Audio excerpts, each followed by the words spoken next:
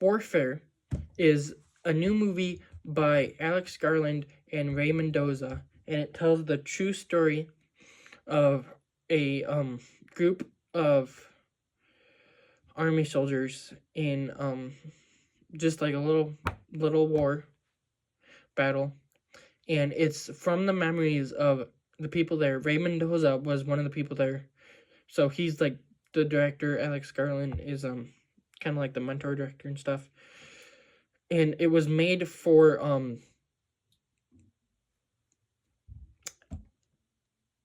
I think Elliot. His name is Elliot, and in real life he was there. He's the guy with like the mustache, and he got injured and lost his memories of it. So this is Ray Mendoza basically making it so that he will remember. Now for Alex Garland, he made Civil War last year, and I wasn't the biggest fan of that one. So I went into this being like, I don't know. But I didn't even know if I was gonna watch it. And Jack Carr, who is the writer of the Terminalist series, he helped with the Terminalist show, which is my second favorite show. On his Instagram, he like was talking about this, and he was like, "You have to go see this and stuff." And I was like, if he's saying that, I gotta check it out. I trust him. So I checked it out, and 3.5 stars. It's a really, really, really good movie, but it is not rewatchable at all.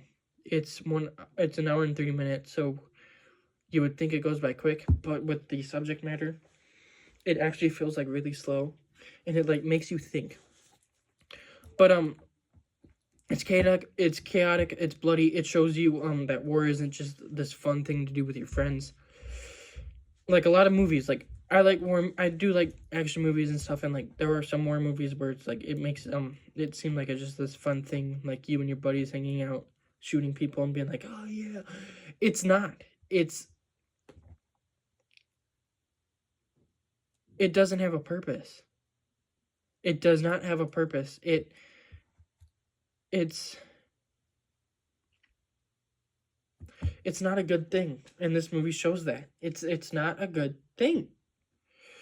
It doesn't really have a main character or even a plot that much. It's basically just the first 30 minutes shows you these characters, shows you where they are and stuff. And then after that, it's basically just gunfight after gunfight after gunfight. All these people trying to survive. Really. Like they're not even trying, they don't even have a mission that they're trying to finish. They're not doing any of that. They're just trying to survive.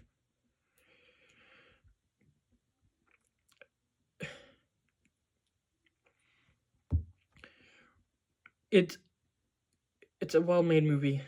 I have it towards the top of my list of the year. With all the other movies,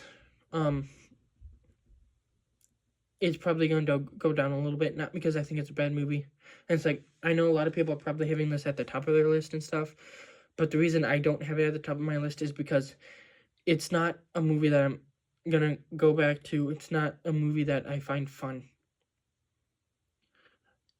So for that, I have to give it a 3.5. Like, I know 4.5, 5 would probably better suit it, but 3.5 for me, because that's my opinion. I cannot watch this movie and just be like, oh, this is so great. No, I'll be like, I'll watch the movie and I'll be like, oh my god.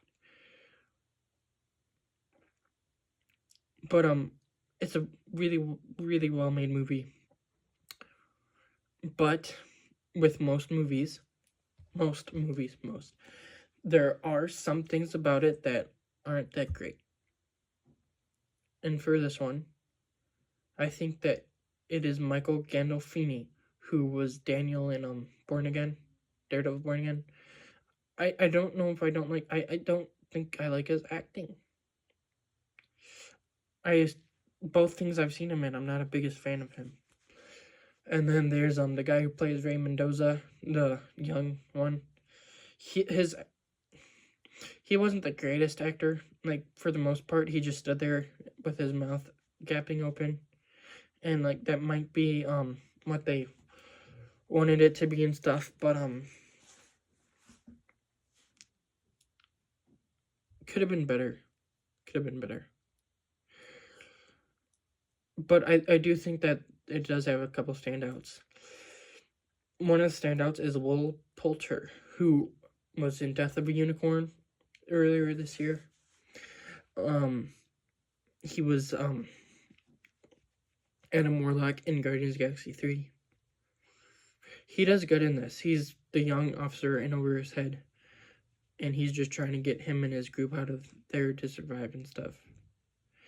And then the other person that I would say was kind of not a standout, Joseph Quinn. I'm not a fan of Joseph Quinn. I've seen him in Quiet Place. Wasn't the biggest fan of him in that. He's gonna be in Fantastic Four. I'm not looking forward to him as Human Torch. But in this movie, I do think that he does really, really, really good. In this movie, I've heard some people describe it this way, and I have to agree. It's not a full-on horror movie, but it does have horror elements, where it's not like scary or anything. Like this guy just pops out and he's like, "Boo!" But like these soldiers, like some of them get injured and like they're screaming and stuff, and that's just like horrifying, you know? Because it's like you're like, imagine being in this situation. You guys just got ambushed and stuff, and now you're trying to find a way to survive, and in the back you're just hearing this guy like in pain, crying out, screaming, and it's just like I don't want to do that. I don't want anyone close to me doing that. I don't want anyone doing that. But we need people to do that. But it's like, it shows how war is pointless. Like, most of the gunfights are basically just our men shooting into nothing. Like, they can't see. They just hear gunshots and they're shooting to try and survive.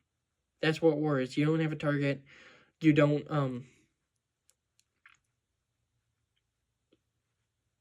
you're just trying to survive and stuff. And I think that, they do that really great in this. But, if this does, when it comes out on Blu-ray and stuff, I will probably pick it up. I don't know if it will be like right as it goes out on Blu-ray, but, I will get it someday. Because I want to support, films like this. I want to support physical media. And, I want to have it, like, right there. Because if there's anyone that I end up wanting to show it to, I'm gonna want it on, like, physical media to do it like that. But this movie is, I don't want to say it's a masterpiece, because that's not what a masterpiece is. Masterpiece is like, this fun, well, maybe not. Masterpiece, it's a masterpiece. No, I don't know. I can't remember what masterpiece means, but, this movie is, one of the greatest war films I've seen. And it's, I would say that the war film that I've seen that I would say is better than is Hacksaw Ridge. I gave that a 5 stars because I think that handled everything a little bit better. And I would say it's probably more rewatchable than this one, because it's not in the war for most of it. It's got my favorite actor. It's got Mel Gibson directing, who I like as a director. And it's like all this stuff. Like,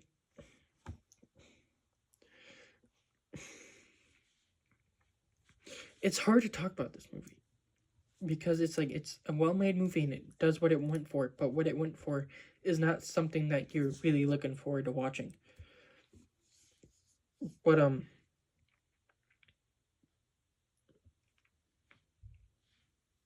not one of my favorites, but probably one of, if not the most, like the greatest made movie of the year so far. I have it in 4th place on my ranking. You know, if I keep giving out my rankings in these videos, I'm just not gonna be able to do a ranking video at the end of the year, am I? No, I'm not. But that's it's based on a true story, and that's what makes it all the more worse, because it's not just a guy who thought up this thing and put it out there and was like, this is kind of what war is. No, this actually happened. It's from the memories. None of this is fake. This is all from the memories of the people there. And it opens up. The first scene of the movie is a music video with like they're singing the song and like the soldiers are dancing and everything, and it's like, that's the first scene, and then the rest of the movie just falls into this dark pit. Wow. You need to watch this movie. I would say that you would have to be like 16 or older, probably. You don't want to be watching this if you're really young, or if you can't handle like stuff like this, like blood and bones and guts and stuff. But you need to watch this movie, because then you'll see what war actually is, and hopefully you'll have even more respect for the soldiers that go out there and risk their lives for us. Like, I'm gonna end the review here, because I don't really know fully everything to say that I haven't already said. This movie needs to be seen. It needs to be you guys need to see it, give it its money. Hopefully physical media, when that releases, people buy it.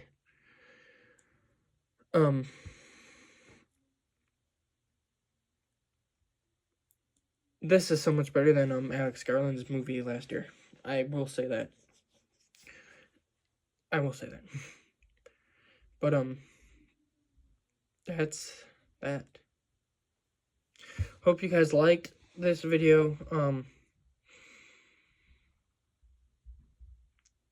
I'm going to review The Amateur next, and then